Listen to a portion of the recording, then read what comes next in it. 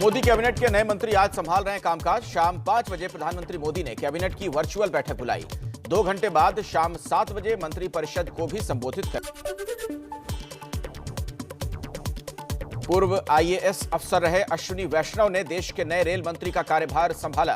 पीयूष गोयल की जगह ली। आईटी मंत्रालय का भी अतिरिक्त प्रभार वैष्णव के पास।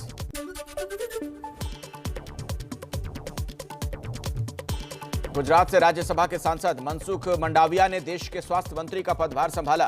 बोले, स्वस्थ भारत के सपने को पूरा करने के लिए मेहनत करूंगा।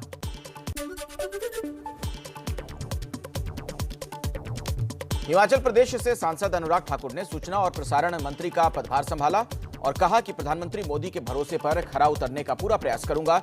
अनुराग के पास युवा और खेल मंत्रालय की भी जिम्मेदारी। किरण रिजिजू को मिली बड़ी जिम्मेदारी। रविशंकर प्रसाद की जगह देश के नए कानून मंत्री बने। पदभार संभालने के बाद कहा, मुझे जिम्मेदारी का एहसास है। कांग्रेस से बीजेपी में आए ज्योतिरादित्य सिंधिया को नागरिक उड्डयन मंत्री बनाया गया।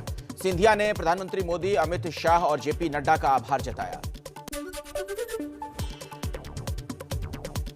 तेलंगाना के सिकंदराबाद से सांसद जी किशन रेड्डी ने संस्कृति और पर्यटन मंत्रालय का कार्यभार संभाला। पदभार ग्रहण करने से पहले तिरुपति के पुजारी से पूजा पाठ करवाया।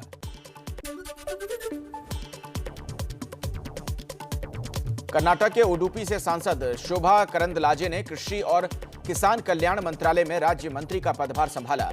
बोली, मोदी जी के नेतृत्व में देश को आगे बढ़ाएंगे। धर्मेंद्र प्रधान का भी बदला मंत्रालय। अब तक पेट्रोलियम मंत्रालय संभाल रहे धर्मेंद्र प्रधान को शिक्षा मंत्रालय की कमान सौंपी गई। इन्होंने रमेश पोखरियाल निशंक की जगह ली। स्किल डेवलपमेंट भी संभालेंगे प्रधान। कैबिनेट विस्तार के बाद बीजेपी अध्यक्ष जेपी नड्डा के घर बड़ी बैठक। बीजेपी के जिन पदाधिकारियों को मंत्री बनाया गया उनसे मिले नड्डा।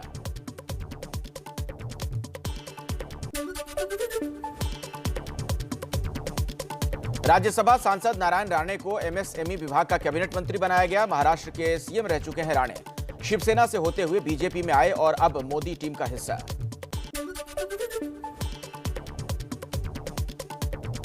हरदीप पुरी को भी मिला प्रमोशन। उन्हें धर्मेंद्र प्रधान की जगह पेट्रोलियम मंत्री बनाया गया।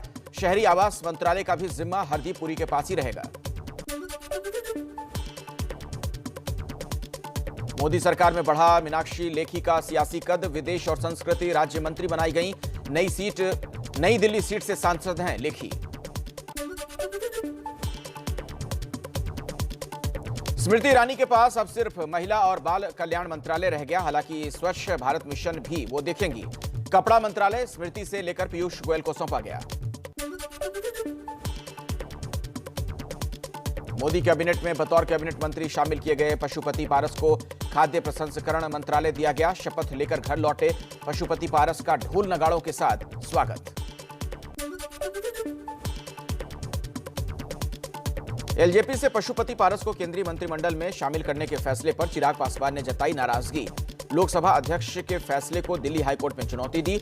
मांझी की पार्टी बोली, पहली बार देखा जब राम के फैसले पर हनुमान सवाल उठा रहे हैं। मोदी कैबिनेट से कई कद्दावर चेहरे हटाए गए। रविशंकर प्रसाद, प्रकाश जावड़ेकर, डॉक्टर हर्षवर्धन और रमेश पोखरियाल निशंक समेत 12 मंत्रियों की छुट्टी। राष्ट्रपति ने इस्तीफा स्वीकार किया। विज्ञान और प्रौद्योगिकी मंत्रालय अब खुद देखेंगे प्रधानमंत्री मोदी। मंत्रिमंडल विस्तार के बाद ऐलान। सर्बानंद सोनोवाल को आयुष मंत्रालय। भूपेंद्र यादव को श्रम और पर्यावरण मंत्रालय मिला।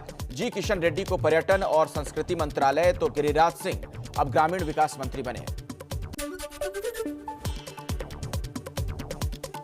टीम मोदी में बढ़ी महिलाओं की भागीदारी। अनुप्रिया पटेल, मीनाक्षी लेखी, शोभा करंदलाजे, अन्नपूर्णा देवी समेत 7 महिला सांसद मंत्री बनी।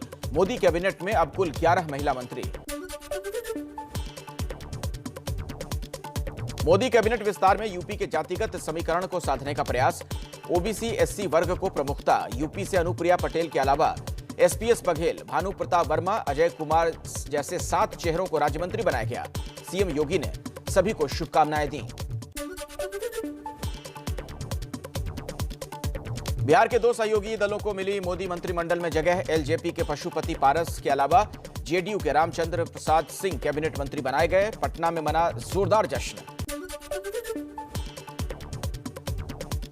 सूत्रों के मुताबिक मंत्रिमंडल विस्तार से नाखुश नीतीश कुमार केंद्रीय मंत्री बने। जेडीयू अध्यक्ष आरसीपी सिंह को ट्वीट कर बधाई भी नहीं दी। जेडीयू के राष्ट्रीय अध्यक्ष आरसीपी सिंह इस्पात मंत्री बनाए गए। अनुप्रिया पटेल वाणिज्य उद्योग राज्य मंत्री बनी। अजय भट्ट रक्षा और पर्यटन राज्य मंत्री बनाए गए। प्रहलाद पटेल को स्वतंत्र प्रभार से घटाकर राज्य मंत्री बनाया गया। पटना में सीएम आवास और राजभवन के पास आरसीपी सिंह को बधाई देने वाले बैनर लगे। देश के इस्पात मंत्री बने हैं आरसीपी सिंह। बिहार के डिप्टी सीएम से राज्यसभा सांसद बने सुशील मोदी को मोदी कैबिनेट में नहीं मिली जगह। तेज प्रताप यादव ने तंज करते हुए ट्विटर पर लिखा, सुशील मोदी जी के लिए ढेर सारी सांत्वनाएं। मोदी मंत्रिमंडल विस्तार से पश्चिम बंगाल में भी नाराजगी। पश्चिम बंगाल बीजेपी युवा मोर्चा के अध्यक्ष और सांसद सौमित्र खान का पद से इस्तीफा।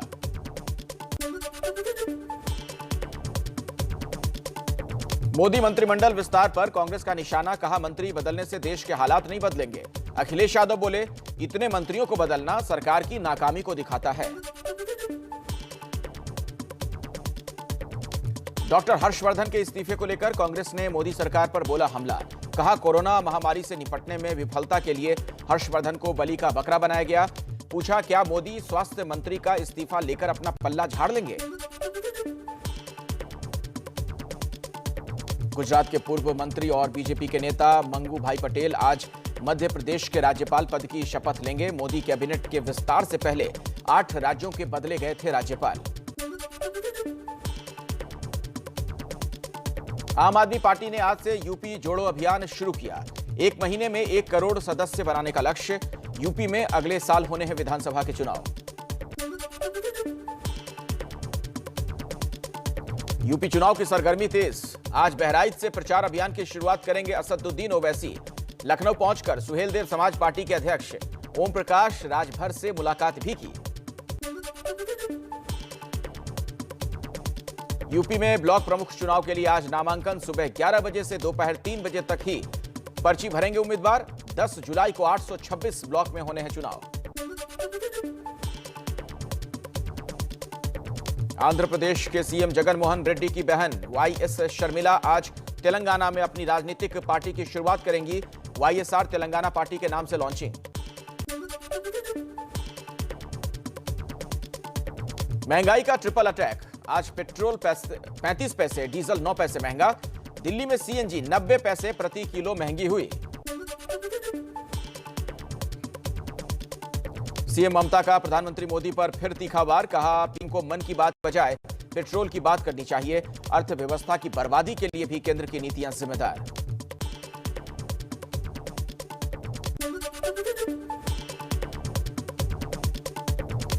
तेल और एलपीजी सिलेंडर की बढ़ती कीमतों के खिलाफ आज देश भर में किसान संगठनों का विरोध प्रदर्शन।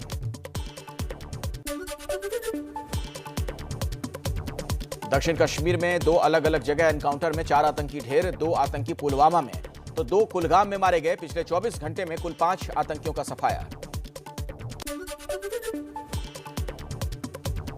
जम्मू के नौशेरा सेक्टर में एलओसी से घुसपैठ की कोशिश नाकाम। सेना ने मुठभेड़ में एक पाकिस्तानी आतंकी को ढेर किया। हथियार भी बरामद।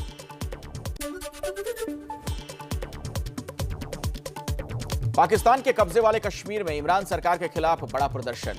चुनाव में धांधली के खिलाफ सड़कों पर उतरे लोग।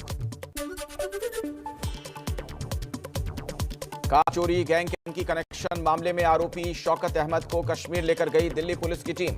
शौकत के मोबाइल में आतंकियों और ड्रोन की तस्वीरें मिली थीं। देश में पिछले 24 घंटे में कोरोना के 45,892 मरीज मिले। 817 लोगों की मौत। अब तक 36 करोड़ 48 लाख लोगों को लग चुकी है वैक्सीन की डोज। आंध्र प्रदेश में आज से 50% क्षमता के साथ सिनेमा हॉल, रेस्टोरेंट और जिम खुलेंगे। लेकिन पूर्वी और पश्चिमी गोदावरी जिलों में कर्फ्यू में रोजाना सुबह 6 बजे से शाम 7 बजे तक ही ढील दी जाएगी। उत्तराखंड हाईकोर्ट ने चारधाम यात्रा पर रोक लगाते हुए वीकेंड पर्यटन पर सवाल उठाए। राज्य सरकार को 28 जुलाई तक लिखित जवाब देने को कहा। हिमाचल के सोलन में कोरोना नियमों की धज्जियां उड़ी तो प्रशासन ने बंद कराया पिकनिक स्पॉट। धारा 144 लागू कर पुलिस का बिठाया। एमपी के छिंदवाड़ा में वैक्सीनेशन में बड़ी लापरवाही। कोवैक्सीन लगवा चुके लोगों को कोविशील्ड का दूसरा डोज लगाया गया, जिसके बाद वैक्सीनेशन सेंटर में जमकर हंगामा हुआ। मध्य प्रदेश के शाजापुर में टीका लगवाने के लिए मारामारी। पहले टीका लगवाने के चक्कर में आपस में उलझे लोग, पुलिस ने मामले को संभाला। बंगाल की सीएम ममता बनर्जी आज कोरोना को लेकर समीक्षा बैठक करेंगी। राज्य में कोरोना की स्थिति और उपायों की ताजा जानकारी लेंगी। ट्विटर के खिलाफ याचिका पर आज दिल्ली हाईकोर्ट में सुनवाई। केंद्र सरकार की नई गाइडलाइंस न मानने को लेकर दी गई है याचिका। दिल्ली विधानसभा की एक कमेटी से जारी समन के खिलाफ फेसबुक इंडिया की याचिका पर सुप्रीम कोर्ट आज फैसला सुनाएगा। दिल्ली हिंसा के दौरान फेसबुक पर भड़काऊ सामग्री से जुड़ा मामला। हिमाचल प्रदेश के पूर्व सीएम और कांग्रेस के वरिष्ठ नेता वीरभद्र सिंह का निधन। शिमला के इंदिरा गांधी मेडिकल कॉलेज में अंतिम सांसें ली। कई दिनों से बीमार चल रहे थे वीरभद्र। हिमाचल के 6 बार सीएम रहे। एनसीपी नेता एकनाथ खड़से की आज पुणे जमीन खरीद मामले में ईडी के सामने पेशी। कल भेजा गया था समन। इसी मामले में खड़से के दामाद गिरीश चौधरी की मंगलवार को हुई थी गिरफ्तारी। बंगाल की सीएम ममता बनर्जी अपने खिलाफ 5 लाख के जुर्माने के आदेश को सुप्रीम कोर्ट में चुनौती दे सकती हैं। कलकत्ता हाईकोर्ट के जस्टिस ने लगाया है जुर्माना। ममता पर न्यायपालिका की छवि बिगाड़ने की कोशिश का आरोप। भीमा कोरेगांव हिंसा केस में आरोपी स्टेन स्वामी की मौत को लेकर सीपीएम का तमिलनाडु में आज विरोध प्रदर्शन। स्टेन की मौत के कथित जिम्मेदार लोगों के खिलाफ कार्रवाई की मांग। हैदराबाद में पूर्व मेयर माजिद हुसैन के खिलाफ पुलिस ने दर्ज किया केस। माजिद का पुलिस वालों को धमकी देने का वीडियो सोशल मीडिया पर हुआ था वायरल। पश्चिम बंगाल के सिलीगुड़ी में नकली जज बनकर लोगों से पैसे ऐंठने वाला शख्स गिरफ्तार। आरोपी समीर दुबे बिहार का किशनगंज का रहने वाला है। असम के डिब्रूगढ़ में गो तस्करी के बड़े रैकेट का पर्दाफाश। 3 गो तस्कर गिरफ्तार। पुलिस ने 95 मवेशियों को छुड़ाया। कई सालों से मंदी की मार झेल रहे सूरत के हीरा उद्योग में लौटी चमक। यूरोप से मिल रहे हैं ऑर्डर, उसकी वजह से पटरी पर लौटा कारोबार। दिल्ली में एयरफोर्स स्टाफ की पत्नी और बेटे की हत्या के मामले में आरोपी रिश्तेदार गिरफ्तार। सीसीटीवी की मदद से पकड़ा गया आरोपी। मंगलवार को जिम करने वाले डंबल से मारकर हत्या कर दी थी। दक्षिण अफ्रीका के जोहान्सबर्ग से दिल्ली एयरपोर्ट पहुंचे एक विदेशी नागरिक के पेट में मिली हेरोइन की 106 कैप्सूल। कीमत 7 करोड़ 36 लाख रुपए।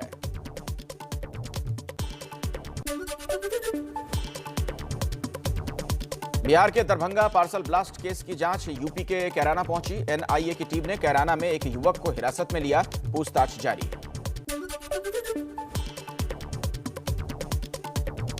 राजस्थान के झालावाड़ में बेकाबू डंपर ने सड़क पर सो रहे 5 लोगों को कुचला। मरने वालों में 3 बच्चे भी शामिल।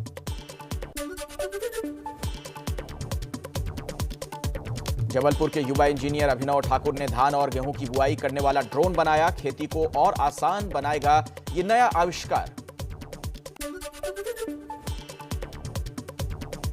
कर्नाटक के शिवमोगा में मौजूद विश्व प्रसिद्ध जॉग वाटरफॉल सूखने की कगार पर। वेस्टर्न घाट में कम बारिश की वजह से झरने का जल स्तर कम हुआ।